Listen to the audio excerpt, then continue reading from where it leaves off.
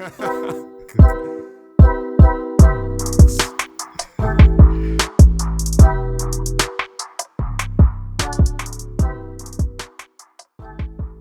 this one is the Pixel 8 AI photo.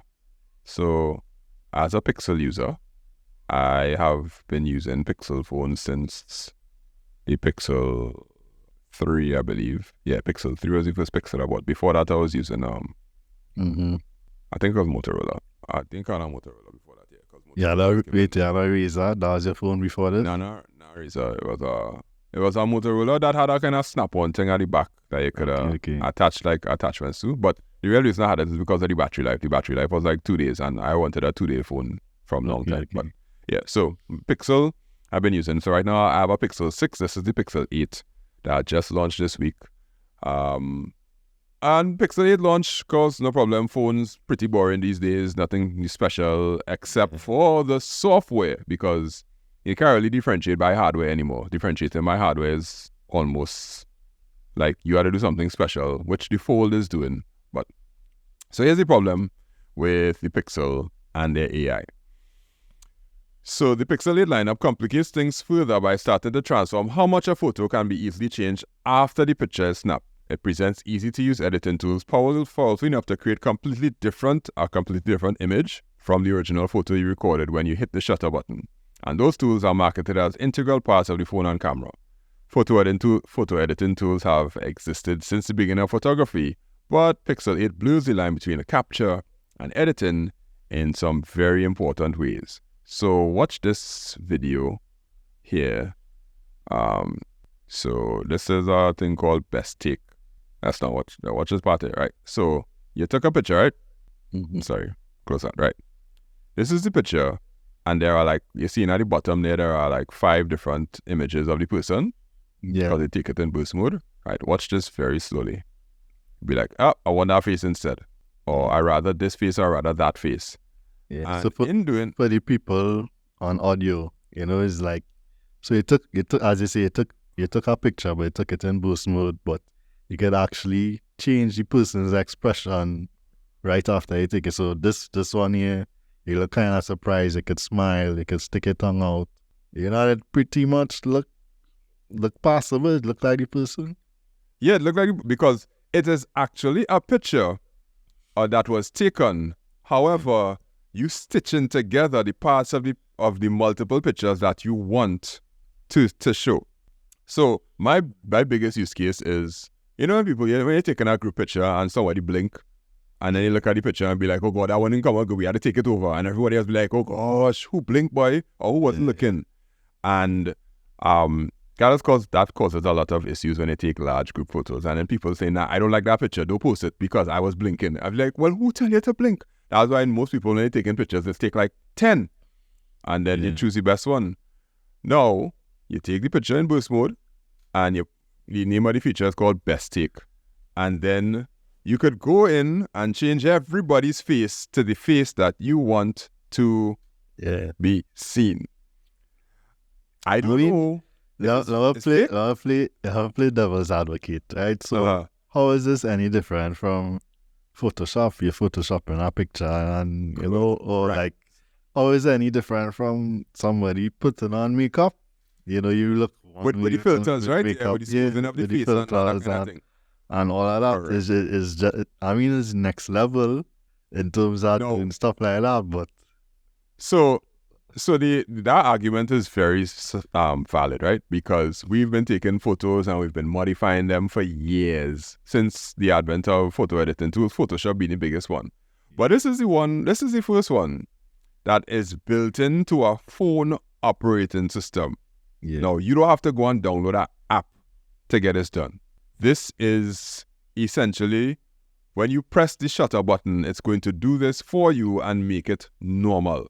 So before you start to take the picture, go and open up a separate app, import the thing, or you use the camera inside another app when you're taking the picture. But this one built into the operating system. Like Apple, they even do this. Apple, the worst thing Apple do is put HDR on by default. Yeah. So you get a high dynamic range, so like the colors will pop better or whatever it is. Yeah. But Yeah, and I mean before too, you needed a certain skill set. You need to go and learn Photoshop. Exactly. Yeah. This, AI doing the work for you. So, what is going to stop them, right? Because I think I was listening to another podcast. I think I was listening to the Vergecast, and one of the questions that the guy asks is, what is going to stop them from integrating this into the shutter button naturally without you having to turn the feature on? Because like night sight does automatically come on now. Yeah. When you're in the dark, it'll automatically switch to night sight. And sometimes I don't want night sight on. I actually want this picture to look dark because I want to represent what I actually seeing.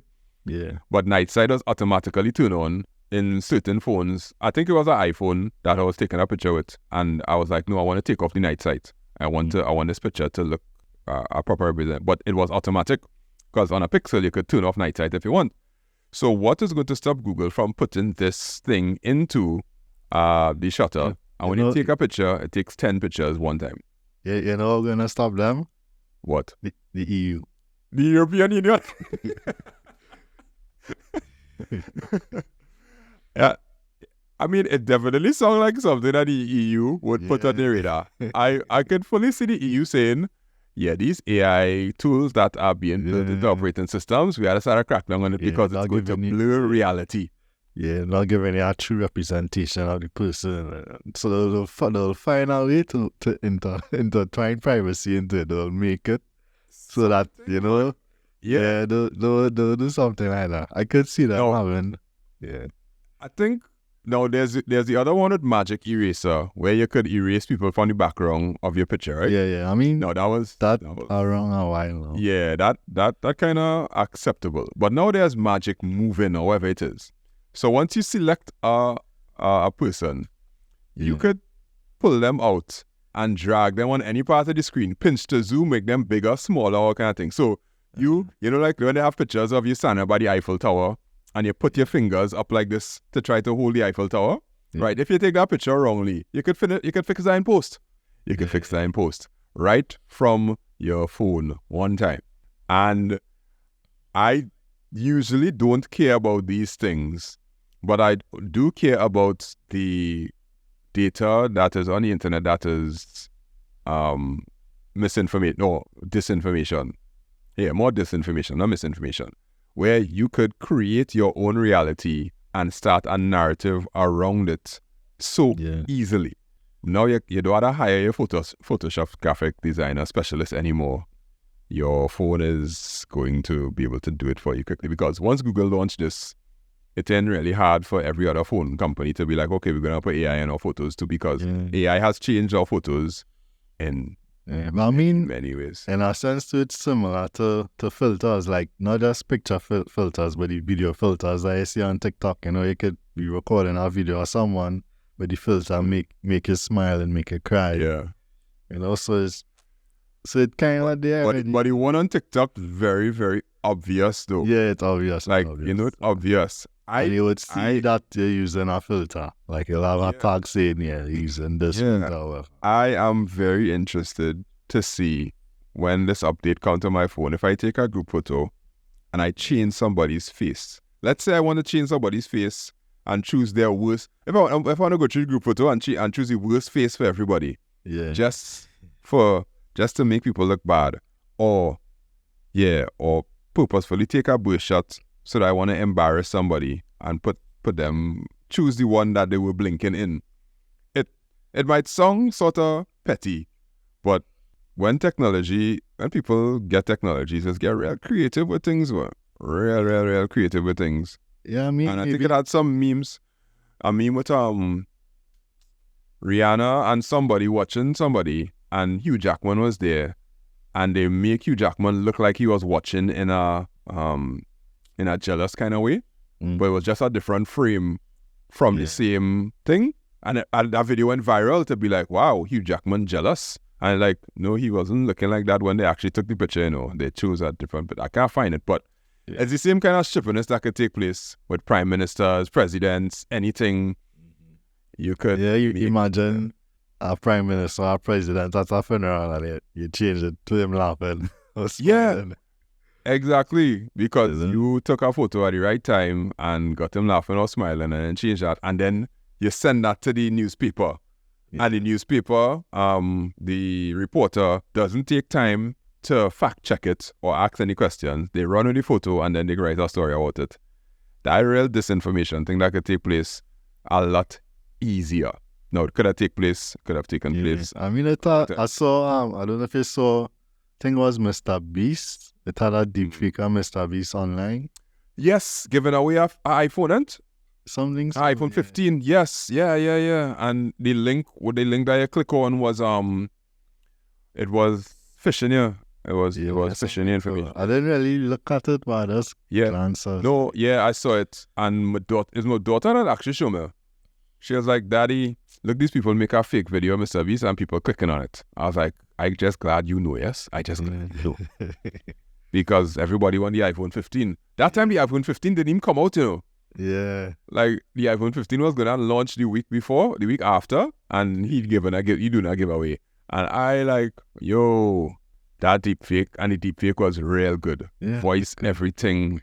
And that was, nope. So, I reach into the point where I'm going to start to tell people, don't trust any photos that you see, you know.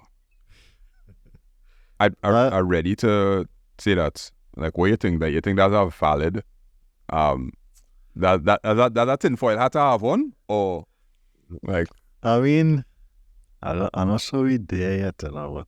So you kind of you have to see it in action. I have to see, like, you have to give me 5 photos, and I'm gonna try and guess which one is the edited or the AI generated one. And if I can't tell, then yeah. You could get out then. But like, if it, as you say with the TikTok filters, if it noticeable, then probably not. But let me tell you, okay, when my son got his SE results, he was in our room with a lot of people, right? Yeah. And he was sitting on my table and he was behind a laptop and had some people behind him and all that kind of stuff. So the expression that was on his face when he saw that he passed with his first choice was so vivid. I was like, yeah, this is what I want to capture. I'm going to share this on Facebook.